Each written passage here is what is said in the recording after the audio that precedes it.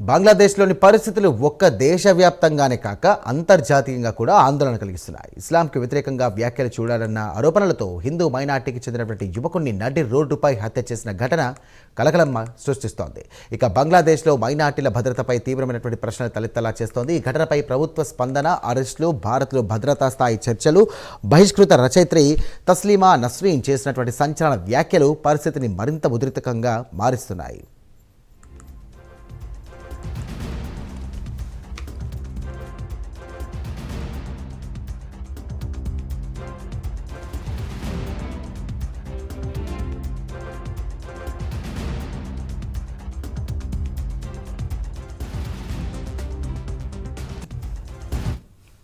ఇక బంగ్లాదేశ్లో తీవ్ర గందరగోళ పరిస్థితులు ఏర్పడ్డాయి. హిందూ మైనార్టీకి చెందినటువంటి 25 ఏళ్ల దీపు చంద్రదాస్ను ఆందోళనకారులు దాడి చేసి హత్య చేసిన ఘటన తీవ్ర కలకలం రేపుతోంది.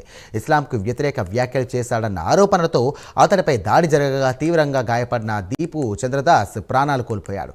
ఈ ఘటనపై దేశవ్యాప్తంగా విమర్శలు వెలువెత్తడంతో యూనస్ నేతృత్వంలోని తాత్కాలిక ప్రభుత్వం స్పందించింది. ఈ హత్య కేసులో ఇప్పటివరకు 7 నిందితులను కూడా అరెస్టు చేసినట్టుగా బంగ్లాదేశ్ ప్రభుత్వ ప్రధాన సలహాదారులు తెలియజేశారు.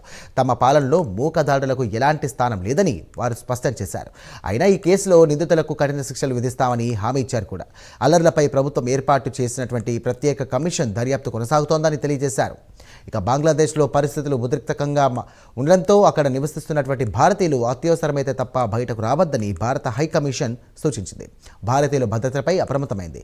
ఈ క్రమంలోనే బంగ్లాదేశ్లో నెలకొన్నటువంటి పరిస్థితులపై భారత army chief general Upendra Dwivedi Bangladesh army chief general Waker uz జమాన్తో ఫోన్ ద్వారా చర్చలు జరిపారు. మరోవైపు బంగ్లాదేశ్ బహిష్కృత రచయిత్రి తస్లీమా నస్రీన్ కూడా ఈ ఘటనపై తీవ్రస్థాయిలో ఆరోపణలు చేశారు. బంగ్లాదేశ్లో ప్రస్తుతం జిహాదీల పండుగ నడుస్తోందని విమర్శించారు. హిందువులను చంపడం అక్కడ సాధారణ విషయంగా మారిందని, ప్రజాస్వామ్యం, మానవ హక్కులు అనే పదాలకు అక్కడ విలువ లేకుండా పోయిందని ఆగ్రహం వ్యక్తం చేశారు. దీపుదాస్ అనే హిందూ యువకుడు ఎలాంటి దైవ దూషణకు పాల్పడలేదని తస్లీమా తెలియజేశారు. అతడితో పనిచేసే ఓ సహోద్యోగి చేసినటువంటి కుట్ర కారణంగానే ఈ దారుణం జరిగిందని ఆమె ఆరోపించారు.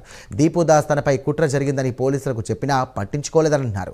దీపుదాస్ను మళ్లీ మూకలు కూడా మధ్యకు వదిలేయడం ఈ హత్యకు దారితీసిందని ఆమె ఆరోపించారు. ఇక బంగ్లాదేశ్లో ఇస్కాన్ సంస్థపై ఆంక్షలు, హిందూ మత పెద్దలు అరెస్టులు, అలాగే తాజాగా దీపుదాస్ హత్య వంటి పరిమాణాలతో ఇక బంగ్లాదేశ్లో మైనార్టీల భద్రతపై అంతర్జాతీయ స్థాయిలో ఆందోళన పెరుగుతోంది. మైనార్టీలకు రక్షణ కల్పించాలని కోరుతూ హిందూ సంఘాలు అంతర్జాతీయ వేదికలను ఆశ్రయిస్తున్నాయి.